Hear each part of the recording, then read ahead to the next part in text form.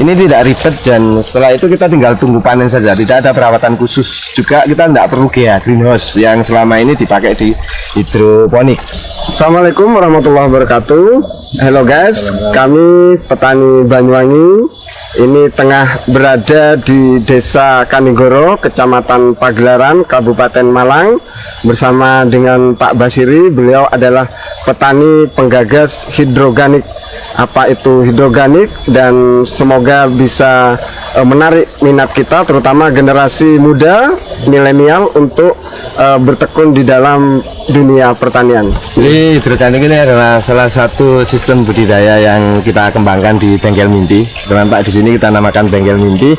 Bagaimana anak-anak nanti bisa bertani dengan tidak kotor-kotoran gitu Pak. Jadi sistemnya adalah menggunakan media organik dengan sistem kayak hampir sama dengan hidroponik. Cuman ini kita tidak pakai pupuk kimia sama sekali.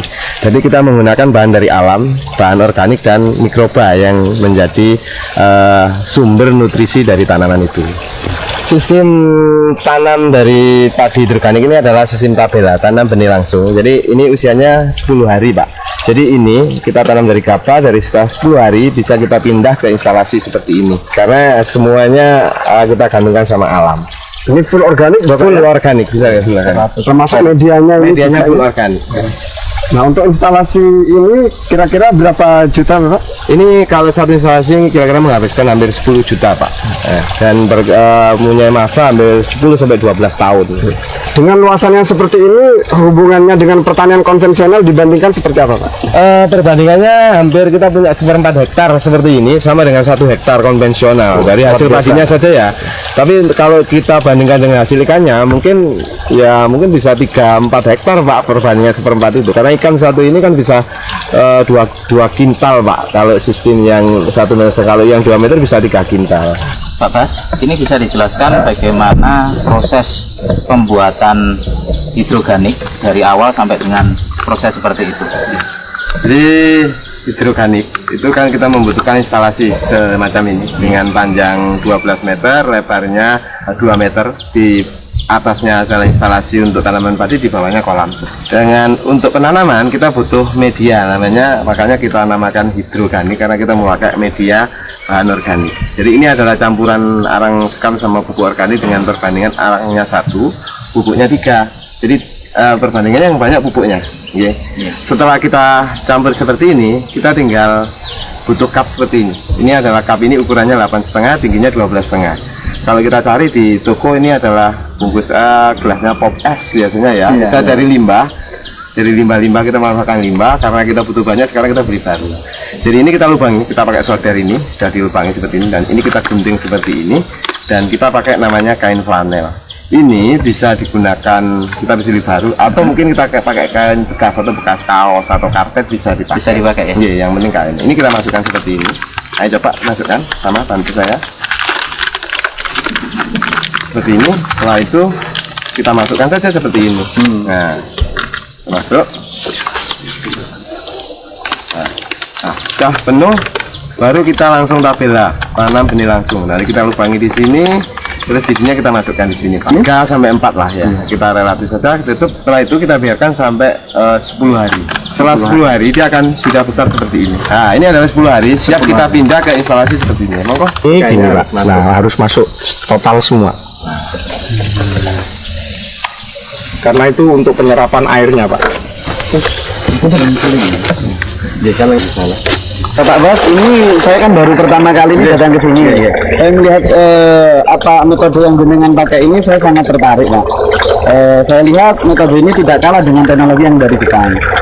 Ini perbandingannya kalau kita bandingkan dengan tanam yang di lahan konvensional gimana Pak? Jadi kalau ini kita bandingkan dengan konvensional itu hampir 1/4. Jadi kalau kita punya 1/4 hektar sama dengan 1 hektar lahan di sawah. Dan ini efisiensinya air sangat luar biasa, kita tidak perlu irigasi, jadi airnya tinggal ngalir kita putar ya. Nah, teknologi ini adalah teknologi yang kita bikin asli Indonesia karena medianya adalah media organik. Seperti di sini kita lihat sebentar ya. Nah, ini adalah pupuk organik sama air hitam. Ini tidak ada perlakuan khusus ya. Jadi ini kalau kita bertani, kita tinggal pasti lihat irigasinya air. sore tinggal ngecek itu aja, jadi langsung ditinggal kerja yang lain bisa. Hasilnya satu rumpun ini kurang lebih 1 sampai 2 on, jadi sangat-sangat menjanjikan. Saya pikir seperti itu. Berarti dengan luasan ini Pak, ini kan kita punya 8 instalasi Pak, ya, tinggal satu instalasi hampir 57 kilo, tinggal kali 8, jadi hampir 1,5 ton lebih Pak, ya. Berarti kalau dikalikan setara dengan 1/4 hektar itu dapatnya 4 ton Pak, 4 ton. Jadi kita nggak perlu tanah yang kayak di sawah, jadi di tanah kering kan juga bisa Pak, di lahan-lahan kering. Jadi memanfaatkan lahan yang mungkin tidak difungsikan selama ini, mungkin karena lahan berbatuan, teknologi ini bisa dipakai. Jadi kita sudah nggak berpikir kalau mau tanam padi harus bisa kan, enggak? Di atas kita bisa boleh. Kalau orang Jepang itu tanam padi di dalam gedung, nah, kita sudah melampaui itu ya Pak Bapak ya. Jadi ini airnya terjun ke sana, turun ke sana. Jadi awalnya dari sini. Jadi fungsinya ini kalau untuk ikan itu untuk membersihkan air untuk kebutuhan ikan. Sampai dia bawa oksigen, bawa plankton yang jatuh ke kolam. Jadi makanya kalau kita lihat di sini ini agak kotor. Ini kan kotoran ikan yang nempel di sini Pak. Selain unsur hara yang di cup ini juga ditambah dengan kotoran ikan ini. Makanya kita tadi tidak usah produk tambahan pupuk. Jadi seperti itu. Istilahnya simbiosis mutualisme. Saling menguntungkan antara tanaman dan ikan. Jadi kalau lampunya berapa? Lampunya cuma butuh 35 watt. Untuk satu ini memang kita hidupkan 24 jam non-stop. Fungsinya memang kolamnya harus terus kelihatan jernih seperti ini. Jadi air ini tidak kita ganti. Padi ini usianya 1 bulan persis hari sekarang, karena kita tanamnya tanggal 11 bulan 3 kemarin.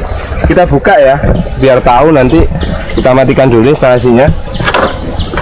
Kalau tahu, oh, nah ini Pak, tombaknya sekecil ini. Saya punya hampir 16 instalasi pompa seperti ini. Saya cuma kena 250 per bulan Pak. Kalau yang saya dengar tadi, perbandingannya bisa 4-5 kali lipat dari padi konvensional. Ini belum lagi ke ikan. Mungkin bisa dijelaskan Pak keuntungan yang lebih dari pertanian hidroganik niki dibanding yang konvensional Pak. Pertanian hidroganik ini memang tesnya agak mahal Pak, karena untuk alat ya. Nah, tapi ini kan dalam masa yang panjang juga kita pakai. Jadi sistem ini memang sudah saya bilang tadi, ini lebih efisien, lebih gampang dilakukan, jadi tidak kotor dan sebagainya. Petani keren itu intinya ke sana. Padi ini memang salah satu hasil dari budidaya namanya hidroganik ini, karena kita mengombinasikan tanaman padi sama ikan. Analisa usaha taninya yang lebih dibanding konvensional ikan. Secara padi kita hampir tadi kita itu 1 dibanding 4 itu padi saja. Nah, kita masih ada tambahan lagi ikan ini. Dari ikan ini kita bisa dapat 2 kintal. Ikan itu 1 kilonya hampir 16.000. Kalau 2 kan berarti sudah 3.200.000 Pak. 3.200.000 Perluasan 36 meter persegi. Nah, jadi ikan ini karena sisa dari panen yang kemarin. Jadi ini masih besar-besar Pak. Ini belum kita panen. Kadang ada yang ikan itu pertumbuhannya kan tidak sama. Jadi ini yang paling kecil Pak. Jadi paling kecil tetap kita. Karena ini sudah hampir besar. Ini sudah hampir siap panen juga. Ini kita kan tidak perlu irigasi Pak, jadi kita tidak perlu irigasi. Sistem ini akan mengurangi cost biaya produksi yang jelas, yang murah. Irigasi itu kan juga mahal dibangun, dan irigasi dibangun mahal-mahal salahnya buat gedung Pak. Ya, dengan ini kita bisa bikin di kantor-kantor pemerintah lah Pak ya. Saya kepingin bikin di depan kantornya Pak Presiden sebenarnya Pak. Saya kepingin di mall, di mana-mana kita bisa bertani, bisa menanam padi. Saya kalau sekarang image-nya padi itu kaitannya dengan lumpur, ini sudah tidak. Sudah menjanjikan lah sistem ini yang kita kembangkan. Mudah-mudahan nanti bermanfaat lah buat anak-anak muda sekarang yang mau terjun ke bidang pertanian yang lebih menguntungkan, lebih bersih dan lebih keren lah. Ketahanan pangan keluarga, saya yakin kalau semuanya bisa mengembangkan seperti ini, kita tidak perlu beli beras, negara tidak perlu impor beras gitu.